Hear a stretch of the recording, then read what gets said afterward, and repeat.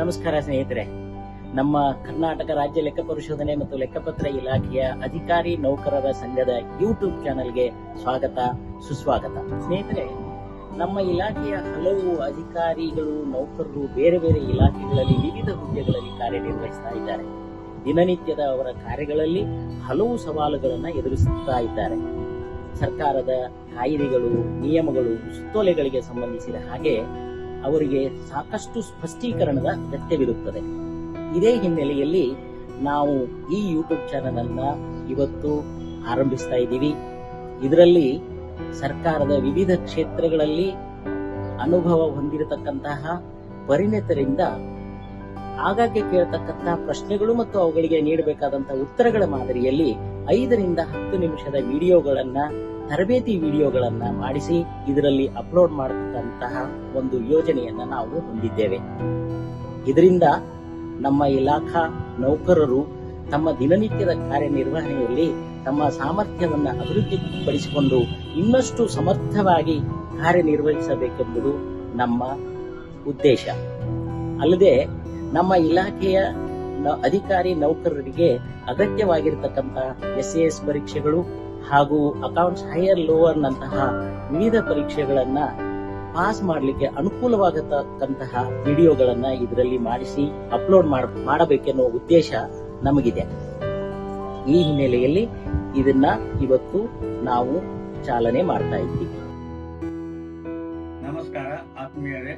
ಕರ್ನಾಟಕ ಸಾರ್ವಜನಿಕ ಸಂಗ್ರಹಣಾ ಕಾಯ್ದೆ ಮತ್ತು ನಿಯಮಗಳಲ್ಲಿ ನವೀನ ವಿಧವಾದ ಈ ಹಿಮ್ಮುಖ ಹರಾಜು ಪ್ರಕ್ರಿಯೆಯನ್ನು ರೂ 2 ಕೋಟಿ ಮೀರಿದ QCBS ಹೊರತುಪಡಿಸಿ ಎಲ್ಲ ಸಂಗ್ರಹಣೆಗಳಲ್ಲಿ ಜಾರಿಗೊಳಿಸಲಾಗಿದೆ. ಈ ಹಿಮ್ಮುಖ ಹರಾಜು ಪ್ರಕ್ರಿಯೆಯನ್ನು ಸಾರ್ವಜನಿಕ ಸಂಗ್ರಹಣಾ ವೇದಿಕೆಯಲ್ಲಿ ನಿಗದಿತ ದಿನಾಂಕ ಮತ್ತು ನಿಗದಿತ ಸಮಯದಲ್ಲಿ ನಡೆಸಲಾಗುವುದು.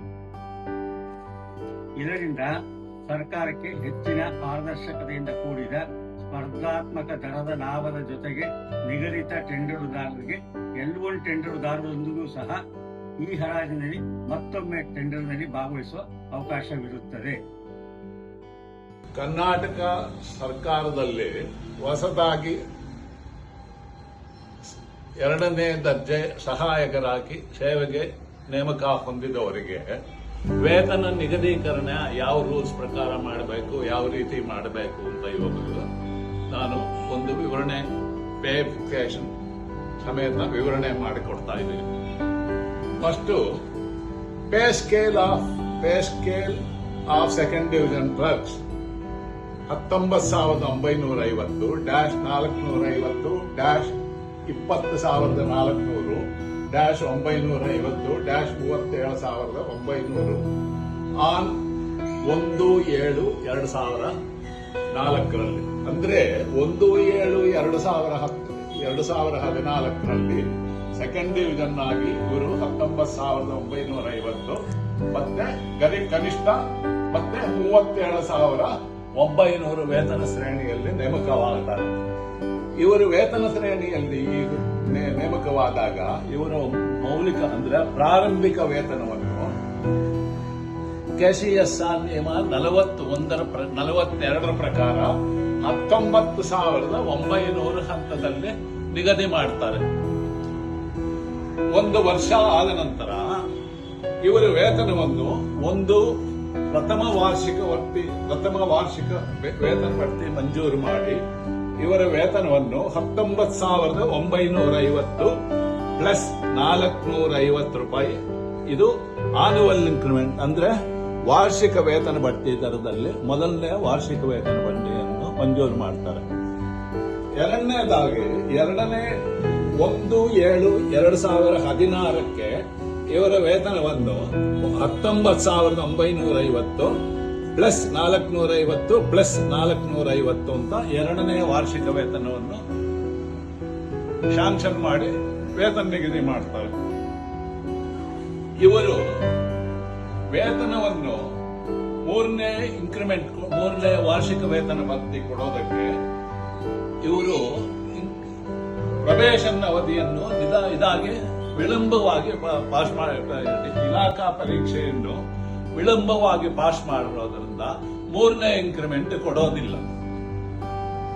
3ನೇ ಇನ್ಕ್ರಿಮೆಂಟ್ ಅನ್ನು ಯಾವಾಗ ಮಂಜೂರು ಮಾಡ್ತಾರೆ ಅಂತ ಹೇಳಿದ್ರೆ 1/7/2014 ಅಂದ್ರೆ 4 ವರ್ಷಕ್ಕೆ ಇವರ ಪ್ರೊಬೇಷನರಿ ಅಂದ್ರೆ ಪರೀಕ್ಷಾ ಅವಧಿಯನ್ನು ಘೋಷಣೆ ಮಾಡಿರೋದ್ರಿಂದ ಪರೀಕ್ಷಾ ಅವಧಿಯನ್ನು ಘೋಷಣೆ ಮಾಡಿದ ಡೇಟ್ನಲ್ಲಿ 3 ಮತ್ತು 4ನೇ ಇಂಕ್ರಿಮೆಂಟ್ ಅನ್ನು ವಾರ್ಷಿಕ ವೇತನಗಳ ಬಡ್ತಿಗಳನ್ನು ಬಿಡುಗಡೆ ಮಾಡ್ತಾರೆ.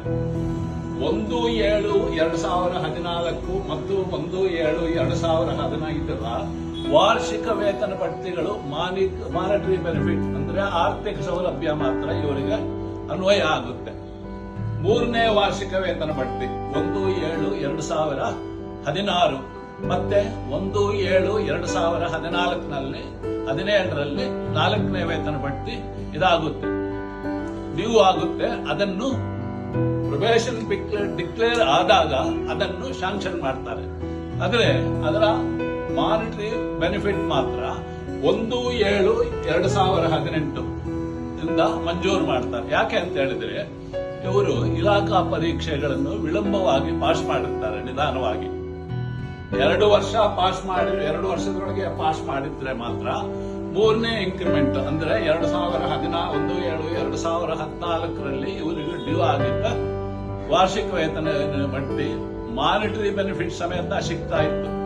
ಆದ್ರೆ ಇವರು ನಿಧಾನವಾಗಿ ಪಾಸ್ ಮಾಡಿರೋದ್ರಿಂದ ಪ್ರೊಬೇಷನ್ ಪೀರಿಯಡ್ ಯಾವಾಗ ಡಿಕ್ಲೇರ್ ಆಗಿದೆಯೋ ಆ ಡೇಟ್ ನಿಂದ ಇವರಿಗೆ 3 ಮತ್ತು 4ನೇ ವಾರ್ಷಿಕ ವೇತನ ಬಡ್ತಿಗಳ ಆರ್ಥಿಕ ಸೌಲಭ್ಯವನ್ನು Karnataka civil services rules probation rules ಪ್ರಕಾರ ಮಂಜೂರು ಮಾಡ್ತಾರೆ. ಅಂದ್ರೆ ಇದು ನೋಷನಲ್ ಆಗಿ 1-2 ಮಾನಿಟರಿ ಬೆನಿಫಿಟ್ ಸಿಗುತ್ತೆ. 3-4 ವಾರ್ಷಿಕ ವೇತನ ಬಡ್ತಿಗಳ ಮಾನಿಟರಿ ಬೆನಿಫಿಟ್ ವೇತನ ಬಡ್ತಿಗಳು ನಿಗದಿ ಮಾಡಿದ್ರು ಅದಕ್ಕೆ ಆರ್ಥಿಕ ಸೌಲಭ್ಯ ಸಿಗೋದಿಲ್ಲ. ಇದು ಆರ್ಥಿಕ ಸೌಲಭ್ಯ ಅವರು ವಿಳಂಬವಾಗಿ ಯಾವ ಡೇಟ್ ನಿಂದ ಪ್ರೊಬೇಷನ್ ಪೀರಿಯಡ್ ಡಿಕ್ಲೇರ್ ಆಗಿರ್ತಾರೋ ಆ ಡೇಟ್ ನಿಂದ ಮಂಜೂರು ಮಾಡ್ತಾರೆ, ಬಿಡುಗಡೆ ಮಾಡ್ತಾರೆ. ಇನ್ನೊಂದು ವಿಷಯ ಸ್ನೇಹಿತರೆ, ಇಲ್ಲಿಂದ ಮುಂದೆ ಈ ಕಾರ್ಯಕ್ರಮದ ನೇರ ಪ್ರಸಾರ ನಮ್ಮ ಈ ಹೊಸ ಯೂಟ್ಯೂಬ್ ಚಾನೆಲ್ನಲ್ಲಿ ಆಗುತ್ತದೆ.